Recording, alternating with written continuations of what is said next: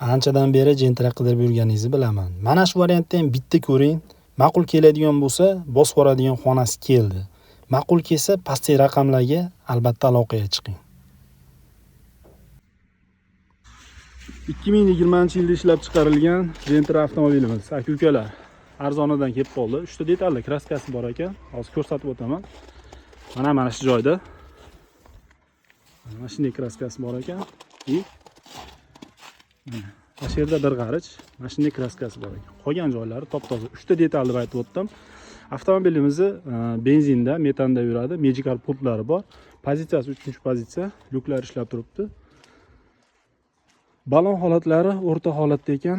Almashtirsa ham ikkita oldi yaxshi, ikkita orqasi sal chataroq.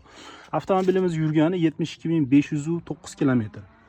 Avtomat korobka, salonlari toza pokiza, qirilib chizilib ketmagan. Oldi o'rindiqlarida podogref sidinalari bor, lyuklari ishlab turibdi. Aka-ukalar, avtomobilimiz narxiga to'xtaladigan bo'lsak, $10.200 kami bor deb aytib o'tilyapti. Kimga qiziq bo'ladigan bo'lsa, pastdagi telefon raqamlariga telefon qilib yana kampiosini so'rab talashib olishingiz mumkin.